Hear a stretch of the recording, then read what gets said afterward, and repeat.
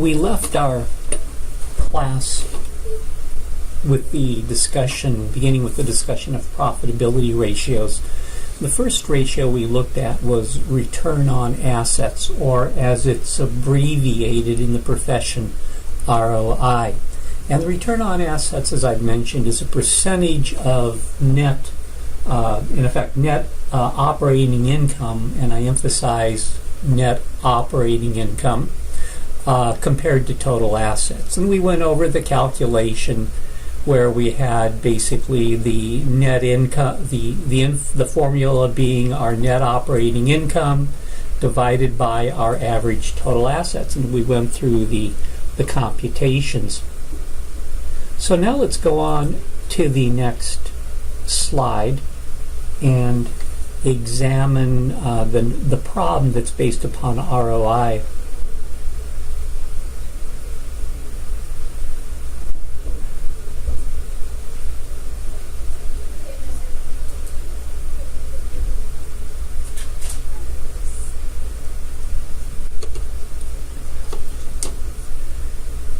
Okay, we have a company called McKinsey Corporation that had a gross profit of $2 million, and also as a result of that gross profit it had net operating income of $600,000 and $200,000 of net income for the current year. And the company, in terms of their balance sheet, partial balance sheet, had a beginning balance of total assets of $3 million and an ending balance of total assets of $5 million. And now we're asked to calculate the company's return on assets, or in effect, ROA. So the first thing we want to do is understand the ROA calculation. So let's go ahead and take a look at that again, and it's our net operating income divided by average total assets. That's going to equal some percentage. So the question is, in this story problem, do we have enough information to calculate the return on assets, the ROA? And we need net operating income. So the first thing we want to do is determine if we have the information available. Okay, we're told we have a gross profit of $2 million and $600,000 of net operating income. And there you can see the $600,000 of net operating income. That's what we're looking for. So that's part of our component. Then we also need to have our average assets for the year. And remember, our average assets are our beginning assets, $3 million, plus our ending assets of $5 million, then divided by 2. So we have all the elements that we're going to need to calculate the ROA percentage. So let's go ahead now and use all of these elements and go through the calculation.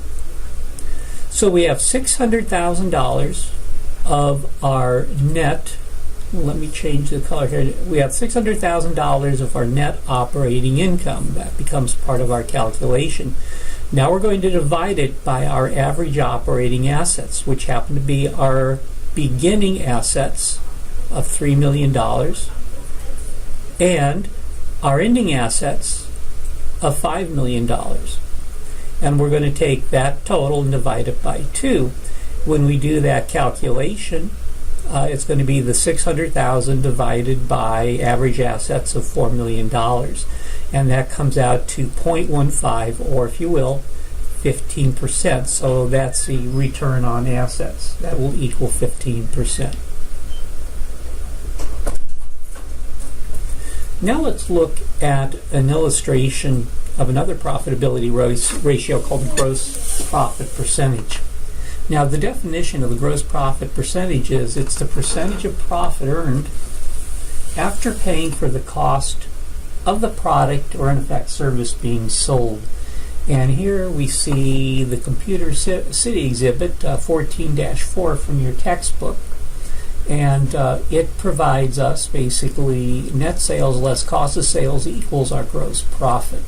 Now, the calculation for developing our gross profit ratio, or percentage if you will, is gross profit,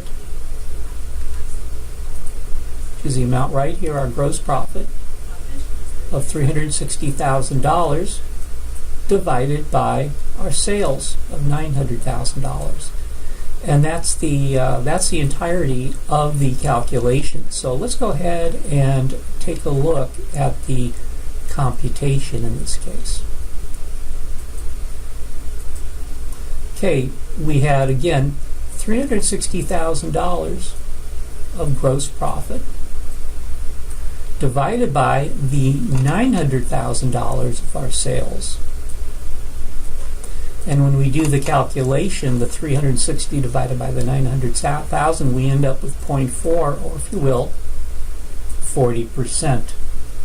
Now, a trend that demonstrates an increase in the gross profit ratio, in other words, if your percentage is increasing, that trend would be considered generally favorable.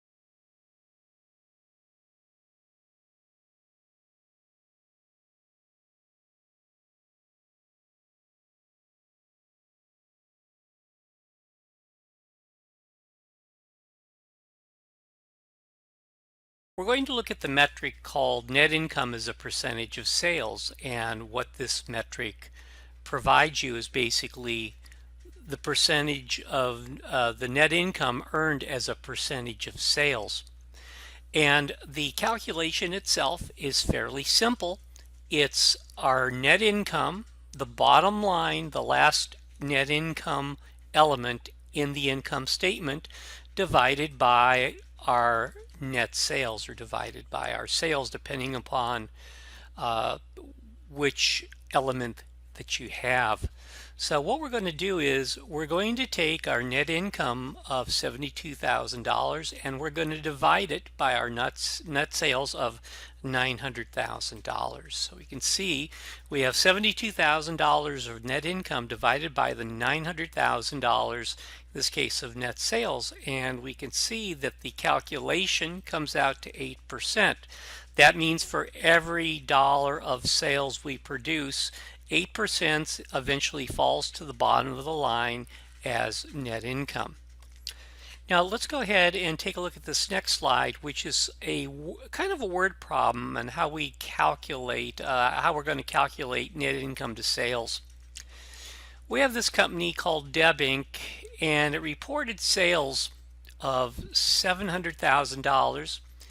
It reported cost of sales of $320,000 and operating expenses of $180,000 for the year. Now it says, using the information, calculate the amount of net income and net income as a percentage of sales and gross profit.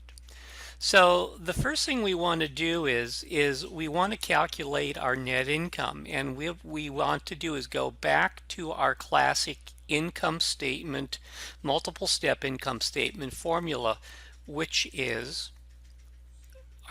basically our sales minus the cost of goods sold equals our gross profit minus our operating expenses. Typically will result in operating income. In this case, it results in both operating net income and net income, since we have no additional income or non-operating income or expenses after that. So that's our operating, our basically not only it's our net income, and in effect it's also our operating net income, $200,000. Now calculate net income as a percentage of sales. What we do again is we take our net income of $200,000, which we calculated in the previous box, and we divide it by our sales of $700,000, and that means our net income as a percentage of our sales is 26.6%. Now the next assignment is to calculate the gross profit rate. And we're going to take our gross profit amount, which is $380,000, and we calculated that using the multiple step income statement formula. Sales minus cost of goods sold equals gross profit. So that's how we arrive at the gross profit, $380,000. We divide that then by our total sales, and our gross profit rate will come out to 54.3%. Okay, let's go ahead now and take a look at our next slide. Now we're going to talk about another concept called return on equity. And many times return on equity again is abbreviated, and it's abbreviated as ROE. You'll see that way quite often. So ROE stands for return on equity. And what is that metric? It's a percentage of net income earned based upon the value of the amount of equity invested in the business. The calculation, the return on equity formula, again, is not complicated. It's our net income being the bottom line income for the company. It's divided by the average equity of the company. That means we take the beginning equity plus the ending equity, and we divide by 2, which means that's the average equity. So over on the left-hand side now, we see we have a partial balance sheet, and we have a multiple step income statement for the year 2. So based upon this information over here on the left, let's take a look at how we're going to do this computation. Okay, the first thing we're going to look for is our net income. And in our multiple step income statement, our net income is going to be the bottom line income for the income statement. So in this case, the net income is going to be $70,000, and that's what we include in the numerator portion of the equation. Now we have to calculate the average equity in the company, and that is fairly simple in that we have the ending balance sheet for year 1 and year 2, the assets, liabilities, and equity. You'll notice that the ending balance for year 1 is $360,000. So that becomes the beginning balance for year number 2 in calculation of the average. Year 2, our ending balance is $430,000, and that becomes the ending balance for year 2. So we add the $360,000 plus the $430,000 and divide that by 2, and the return on equity in this case is 17.7%. Now, a trend that demonstrates an increase in the return on equity ratio as a trend is generally favorable. Okay, now let's take a look at the next calculation, and this is a story problem. It's a little bit more, because it's a story problem, it's a little bit more complex, and I'll show you how to solve it here. XYZ had a net income of $500,000 based upon total sales of $6.5 million in year number 2. At the beginning of year number 2, the company had stockholders' equity of $1 million. So that's how much equity the company had. Beginning balances for year 2 included net assets of $1,400,000 and net liabilities of $400,000. So that represents beginning of the year information.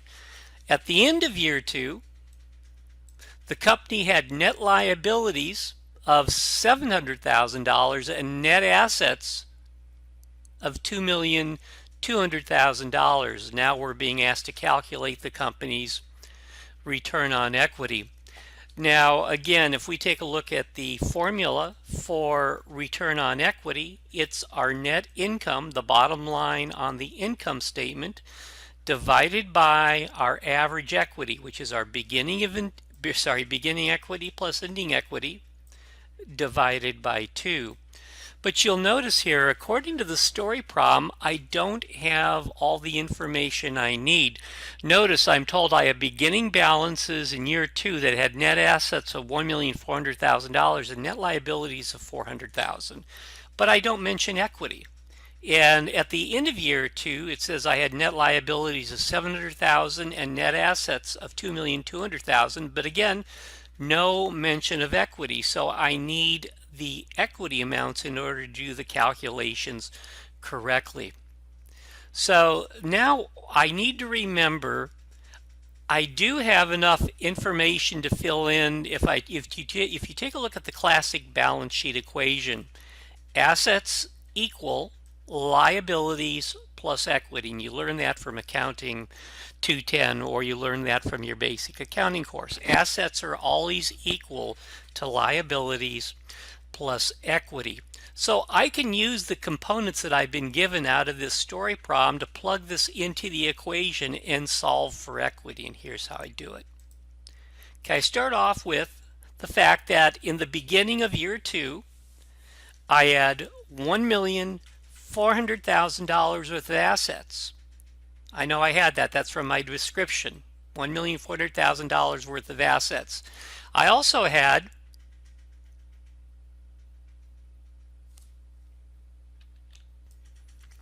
$400,000 of liabilities. So if I had $1,400,000 worth of assets and I had $400,000 of liabilities, I must, in order for the balance sheet equation to balance, I must have had $1 million of equity at the beginning of the year. So now I've got my equity at the beginning of the year. Now I move on to the end of year 2, and I am told that my total assets for at the end of year 2 total $2,200,000. So those are my total assets. I'm also told that I had net liabilities equal to $700,000 at the end of the year. So therefore, if I had $2,200,000 worth of assets and $700,000 worth of liabilities, I must have had equity, ending equity, equal to $1,500,000. Now with that information, I can plug in the equation. I can start out with my net income, which I know is $500,000 from our description, $500,000. I also know my beginning equity, beginning of year 2, was $1 million. I also know my ending equity at the end of year 2 is $1,500,000, and I take the average of that divided by 2, and that means my return on equity is equal to 40%.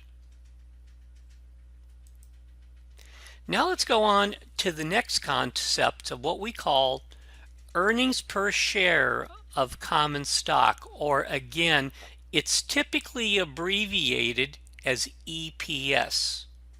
And this represents the amount of net income, in other words, the bottom line income, earned that's attributable to each share of common stock. Now, again, over on the left-hand side, you can see a partial balance sheet of Computer City, and I've only included the stockholders' equity section here because that's all I'm going to need for Computer City to do a computation. I'm also included a partial balance sheet for the income statement, and you can see I have certain components of the income statement. Now the formula for the metric is my net income, which is again is my bottom line income, the $72,000, and it's divided by the shares of common stock outstanding.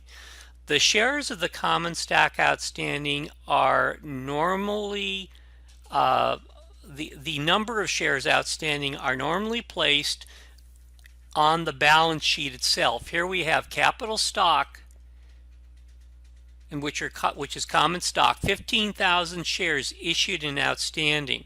So that's where I find my common stock. It's typically listed on the balance sheet, the number of shares of common stock. If it isn't listed directly on the balance sheet, it's going to be listed as a footnote to the financial statements. So now I have my net income on my shares of common stock. It's now a simple matter of doing the calculation. I take my net income, which is equal to that $72,000. I divide it by the 15,000 shares, and in this case I come up to an earnings per share balance of $4.80.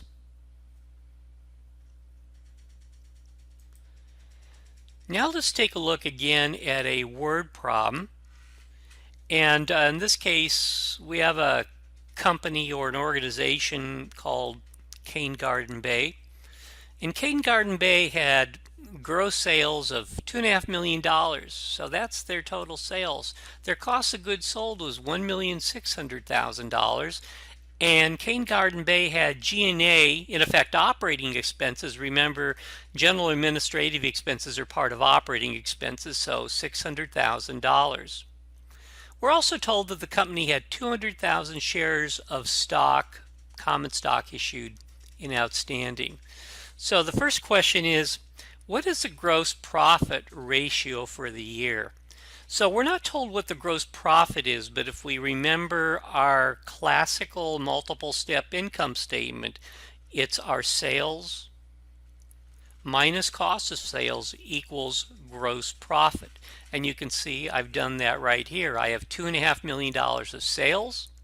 I subtract out my $1,600,000 cost of sales. So I end up with a gross profit of $900,000. Now I can compute the gross profit ratio. And that's a matter of I'm taking my gross profit of $900,000 and I'm dividing it by my total sales of $2.5 million, and my gross profit ratio then is going to come out to 36%. Okay, now the next question is, what is the net profit as a percentage of sales for the year? And again, I have my gross profit, which I simply carried down from my upper statement, and I've included now operating expenses, which are really my general and administrative expenses. Remember, G&A expenses are part of operating expenses, which are $600,000. So I take my gross profit minus my operating expenses, that's a minus side. So I take that gross profit minus my operating expenses, and that equals net income. Now this would both be equal to net operating income and net income, since I had no other non-operating income or expenses, so that would be the same. So now I want to calculate my net profit, in effect my net income, as a percentage of sales. And I can do that simply by taking my net income of $300,000 and I divide it by my sales as a percentage of sales of $2,500,000, and my net profit as a percentage of sales comes up to 12%. Okay, the next item then is what is the earnings per share for the year? So we go back and we want to remember that our earnings per share are based upon our net income. And in this case, our net income is equal to $300,000. Okay, I also know the company had 200,000 shares of stock issued and outstanding. So I take the $300,000 of net income and I divide it by the 200,000 shares, and that means my earnings per share were equal to $1.50 a share.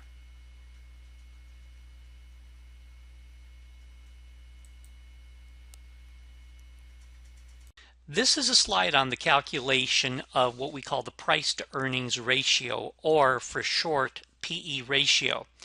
And this is a ratio of the value that the stock market, in other words, buyers and sellers on the open stock market, place on the earnings of a company. Now, we're going to look at this next slide as an illustration. This next slide is just for your information only. It is not part of your workbook. So let's assume that we have a company called Stable Company, and its earnings per share are currently $5 per share. And remember, we've calculated earnings per share. We did that in our last class problem. So at $5 a share, Stable Company makes a good rate. And that amount neither grows much or declines much. It stays around $5 a share. Now, in contrast, we have another company called GoGo Corporation, and GoGo Corporation was started just a couple of years ago, and its earnings have increased dramatically over the years, or over the last couple of years, and now its earnings per share are $5 a share. Now, if you take a look at this, both Stable Company and GoGo Company have earnings per share of $5. So in theory, you would think that the market would value both of those stocks at about the same price. But the market will not, and probably the major reason in this case is because Stable Company has got stable earnings and it doesn't go up, doesn't go down much. GoGo Corporation's earnings are steadily increasing. Now, in this case, I've come up with the theoretical price of $20 per share. That's what the market is paying for Stable Company. On the other hand, GoGo Company, because of its growth, the market is willing to pay $60 a share. So what you're doing is the market is paying $60 a share for $5 of earnings per share for GoGo, while the market's only willing to pay $20 per share for $5 of earnings per share for Stable Corporation. And again, it's based upon the market's perception of the future of the stock. And GoGo, the market is obviously perceiving that the EPS will probably grow. So there's a premium over Stable Company. Now we measure that through what we call the price to earnings ratio. And we take the price per share and we divide it by the earnings per share. So let's do that for Stable Company. So if we take $20 a share and divide it by, or $20 per share and divide it by $5 EPS, what that means is we are paying 4 times the earnings per share for Stable Company. In the case of GoGo Company, we are paying 12 times the earnings per share. So you can see that the market is valuing GoGo at 3 times the amount that they're valuing Stable Company at. So that's the process that we're going to use for our price to earnings calculation. So if we take a look at the PE formula again, it's basically our stock market price divided by earnings per share. Now we have a company called McMatter Corporation that reported earnings per share of $2.50 for the year, so that's our earnings per share. The corporation's common stock was trading for $30 a share, so that's what it's worth on the stock market. It asks you to compute the price to earnings ratio for the common stock. So we're going to apply this formula to the information in the word problem. Okay, our stock market price is $30 a share. The earnings per share are $2.50, and we do the division of 30 divided by $2.50, and here it shows that that the stock market is paying 12 times their earnings.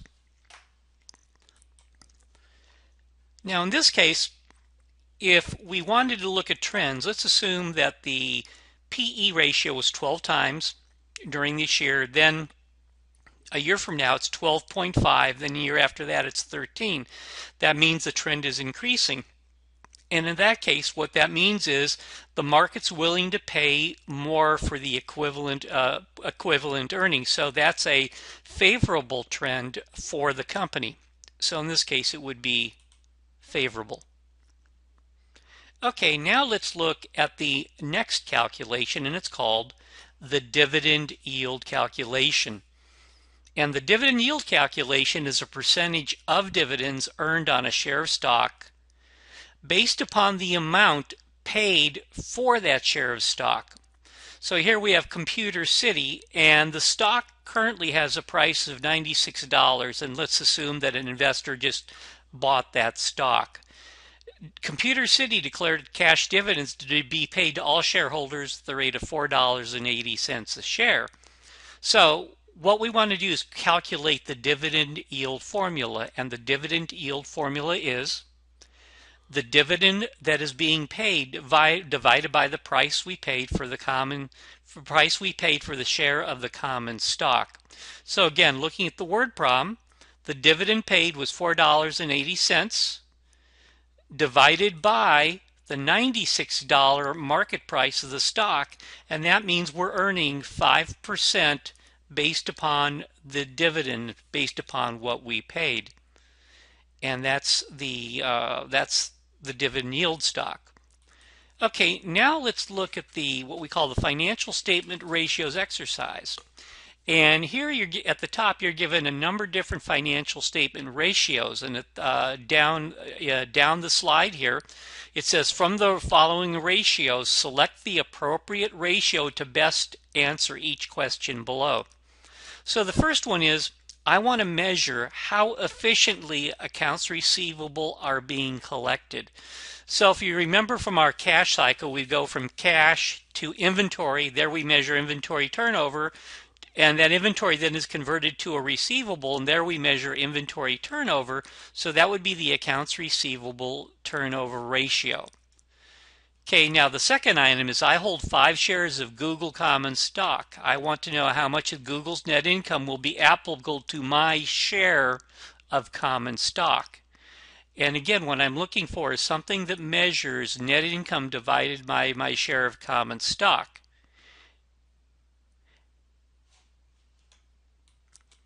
And in this case, the correct ratio would be earnings per share. There's the earnings per share. I want to know what would be the best measure of a company's ability to sell off its most liquid assets to pay off its current liabilities. In other words, I want to be able to liquidate my current assets, those assets, as quickly as possible. That would be the quick assets ratio, or again, it could be the asset test ratio. It means the same thing, but that would be the quick ratio. Okay, I am a creditor who's considered loaning money to ABC Company for 15 years, in other words, in the long term. What ratio trend, being a creditor, would I most likely consider to measure ABC's long-term credit risk? Remember we said that we talked about the debt ratio, and that's the answer, debt ratio. And what that means is as my debt ratio goes up as a percentage of assets, there's a chance if I have a business downturn, I won't be able to pay my debts. So the debt ratio is a good measure of long-term liquidity. Okay, the next one is I'm an investor who's interested primarily in receiving dividends for a stock. What metric am I most likely to consider? So I'm an investor and I don't really care about the growth of the stock. Oh yeah, I'd like the price to go up, but I'm investing for the dividends. So I want to basically invest in the stock that'll give me the most bang for my buck with dividends. And I would measure that utilizing the dividend yield ratio. So that would be dividend yield ratio. Okay, the next one. I have been asked to identify common stocks where the stock market places significant values on the company's earnings. What metric must I use? And that's basically the metric from our 2 slides ago, and that would be our price to earnings ratio up here. There's price to earnings ratio. I want to know if a company has sufficient liquidity to operate over the current year under normal current operating conditions. Now, actually, you could have 2 different measures here. Here's the one I wrote down. It would be the current ratio, right here. But also you could use working capital, because working capital is the current assets over the current liabilities. The current ratio is simply the ratio of the current assets over current liabilities. So either of these measures or metrics would work.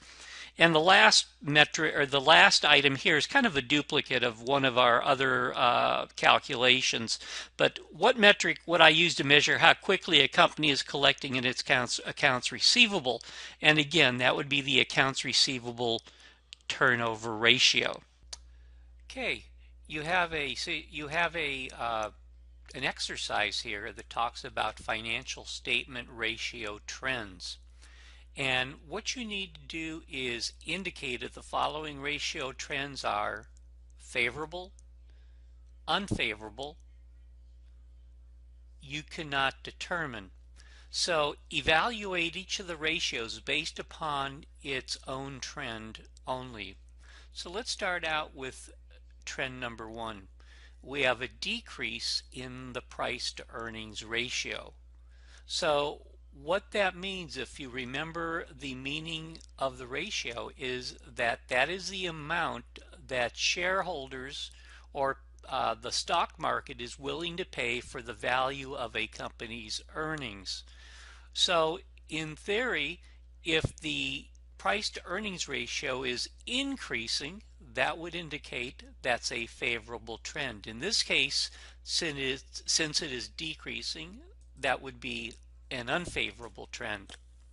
Okay, now let's take a look at the debt ratio. The debt ratio is a percentage of assets that have been acquired in the company but have been acquired through third-party debt, meaning that as the debt ratio increases, in effect, the risk of liquidity to the company actually decreases. Assuming that a company takes on a lot of debt, they do have to pay that debt back over time. And if the company suffers a economic setback and decrease in their earnings, their decrease in their revenue, what's going to happen is they're going to be less likely to pay off any type of increased debt.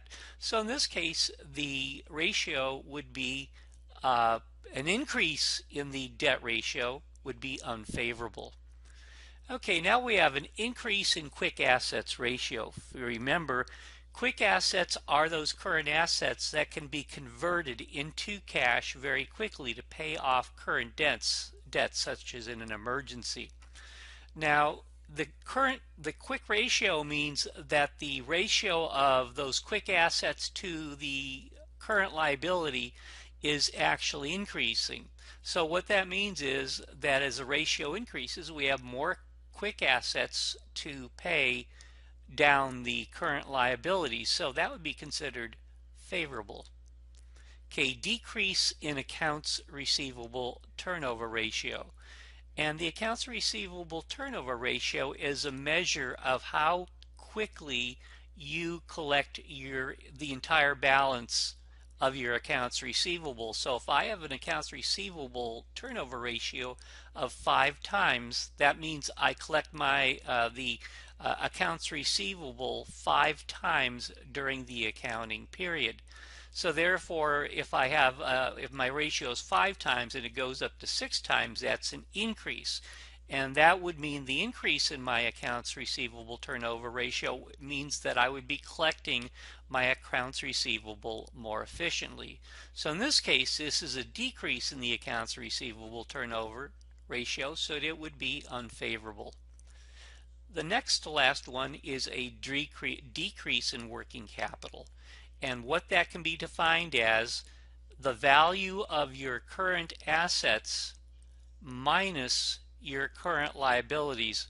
So if you used all of your current assets to pay off your current liabilities, what's left over in the current assets would be considered your working capital.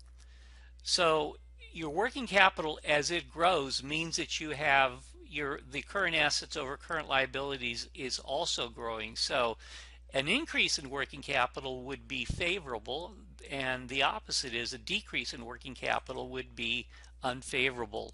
And the last item is an increase in return on equity,